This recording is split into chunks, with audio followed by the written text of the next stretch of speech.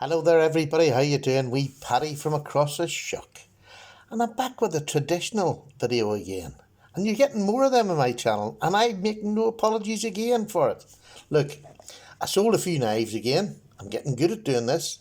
I'm selling some of my knives off, and then I buy myself something for the channel.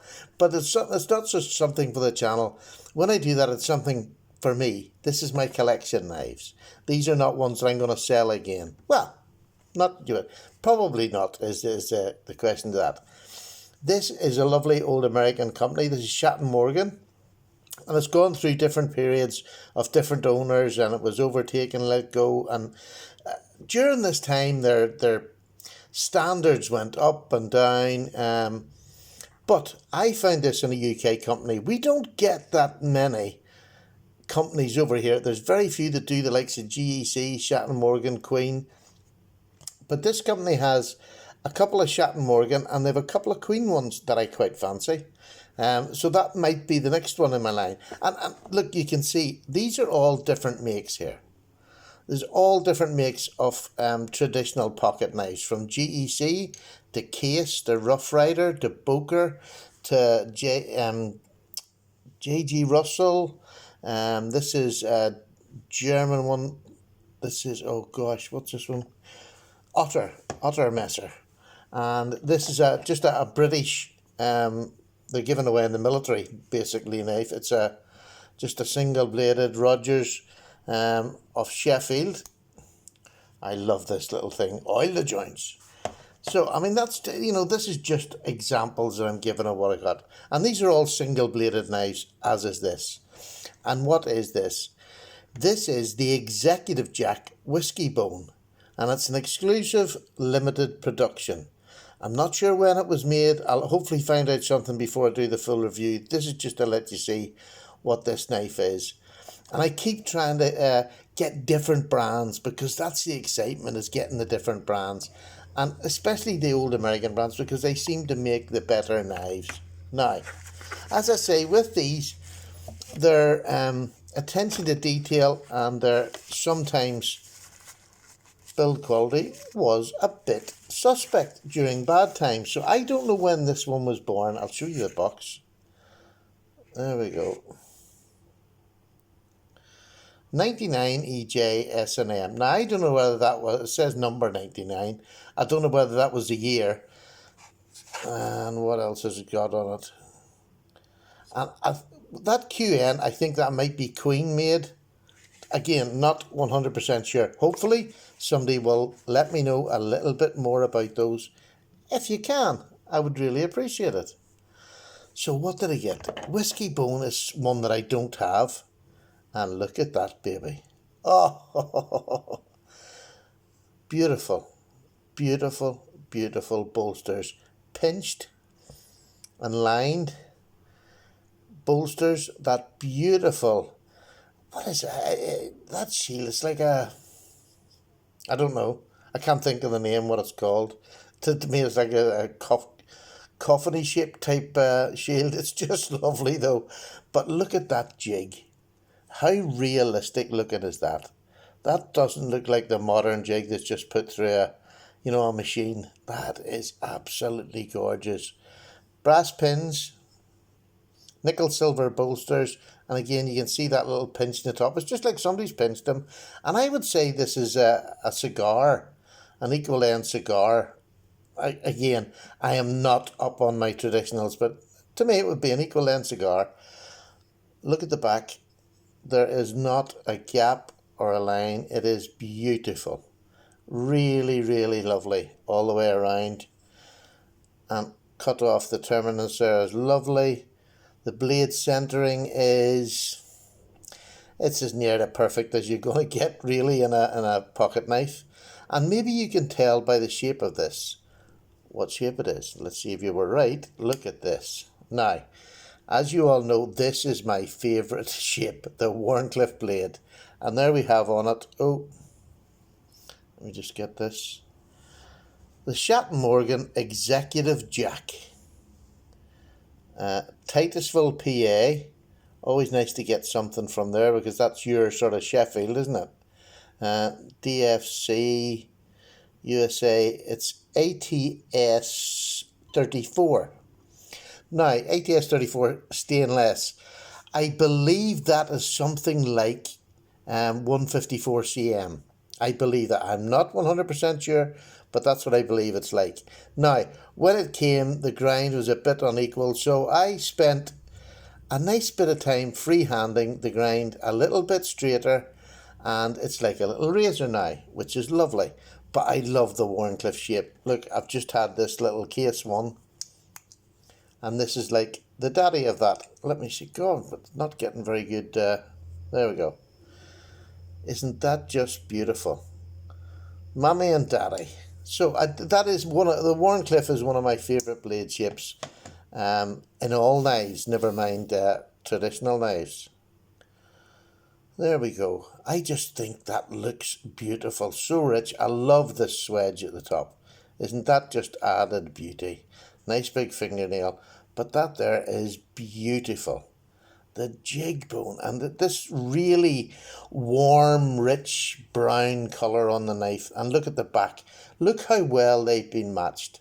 I mean, that was an art in itself, was picking bones and cutting bones so that you could get the match. But that is nearly perfect. Isn't it just beautiful? Absolutely stunning. And the touch, it's quite gnarly. It's not smooth, it's quite gnarly. I absolutely love it. So that is a new one for my collection. I'll find out a bit more about it. If you know anything about Schatt and Morgan or this the box on when it was made or whatever, anything about the box, please let me know. Again, it's all learning, and the more you learn, the better it is. But this is what I'm trying to do, is build up my collection, not only of the different patterns, but I love the single blades. So at the minute I'm shooting for single blades if I can get them. Now, I've recently just picked up the Rough Rider. Where is it? It's coming up for review soon. Where is my lovely new Rough Rider? Oh, where has it gone? Don't know where it's... Oh, there it is. No, that's not it. There it is. Sorry, I have everything above me here. I have this lovely Rough Rider coming up for review soon. Which is a four-bladed Congress. So, I don't just stick to single blades, but I do like them. As an everyday carry, I think a single blade is really nice. So I love that. And how do I carry mine? Well, to be honest with you, I've got slips. And I keep buying slips from different places just to get different, this is lovely. You just pop it in, and there you are. It sits in your pocket. I think that's elegant, you see. You could throw it in the bottom of your pocket. I don't put it in here to save the knife, because I'm going to use it anyway. But I put it in there because I think it's just elegant. It looks lovely to carry. If you bring out, you're not going to scare anybody if you bring that out of your pocket. Nobody's going to run away. But then you just do that, and they're a beautiful knife. But I just think the silhouette of this knife is just lovely. So, why traditional pocket knives? Because it's traditional. And we're starting to lose traditions, hook, line and sinker, all over on everything at the minute. The tradition is something that the younger generation, I think because they're so involved with their gaming machines, that they just don't have any thought for tradition. I know my own grandchildren, even my children, to be honest with you, you can see it starting to go. They don't have this thing for tradition that they want to keep it going as much. They want new things, they want shiny things, they want electrical things.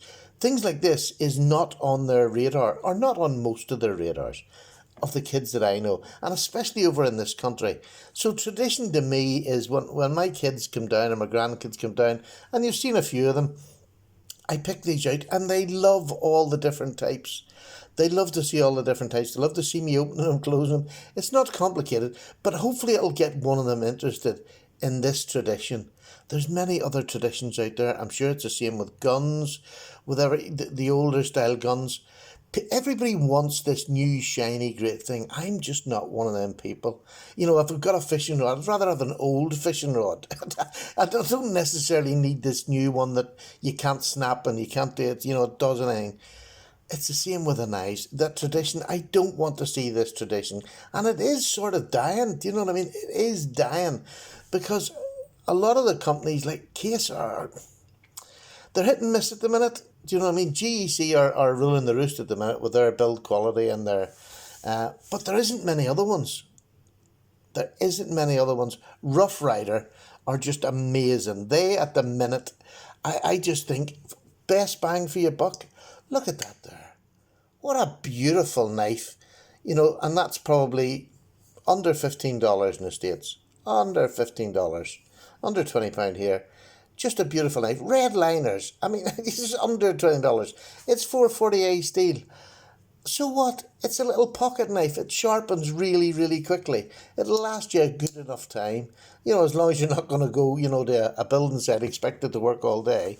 That's not the knife. That's just a pocket knife. And a pocket knife's usually used for opening boxes of other pocket knives or cutting bits of string off the back of a shirt or whatever. So, I think if you haven't tried, if you're a knife lover and you're into modern knives, just try and start with Rough Riders. Just get the feel of what a traditional knife's like. I've done cut tests in these and they hold up blooming well. But if you're wrapped up with, steels and everything like that there, you'll miss out on something like this because you think, oh, that's not good enough. Buy one, sharpen it and cut with it and see what you think and see if it would last you a day. I think you'd be very surprised. Like there's the Bokers. 440C, absolutely amazing. The case knives holds an edge for ages. The GEC's 1095, perfect. This one is, what is this one in? I can't remember what this one is in. No, it must be just a German stainless steel, which is usually, really, this is very good. But German stainless, sometimes they don't put it on. And this one is 8CR13. This is the A.G. Russell. He's just passed away last year, I think it was.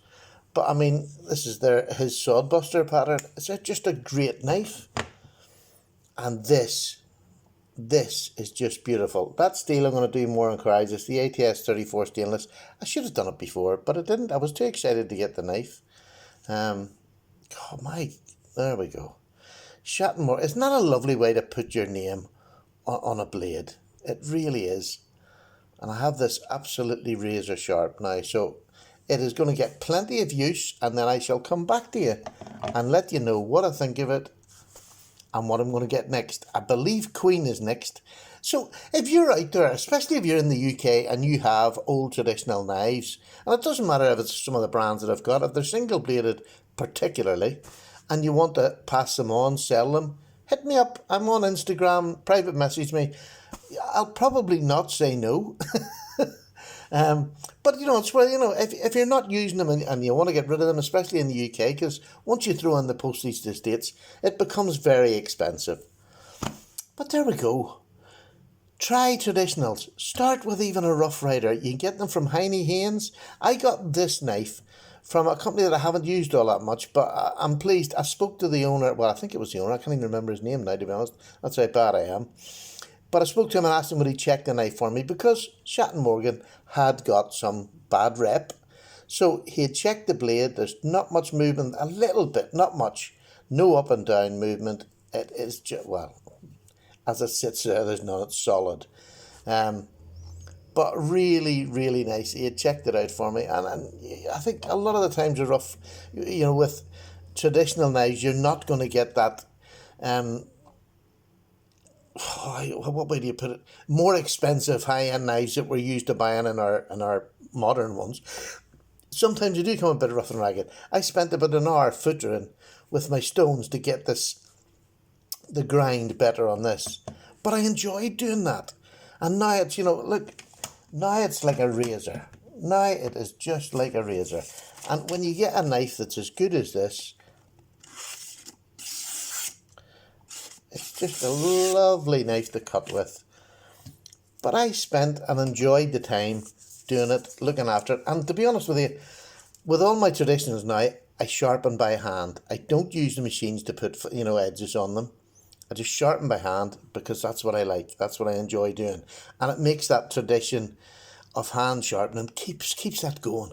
Keeps that tradition going. And starting, if you haven't started, what a great way to start. So, I've waffled on long enough. I'm sorry, but I am passionate. I love them. I really do love them. Oh, I've just had a message through from SD Norman, our friend in Sweden. Look, I'm away. I hope you like this. I'll do the review not too long away. I've been very fortunate. I've quite a little knives at the minute to get through the testing stages. Take care. I'm away for a wee cup of tea. There's nothing over in that corner, so I need to go and make one. All the best, Paddy. Bye now.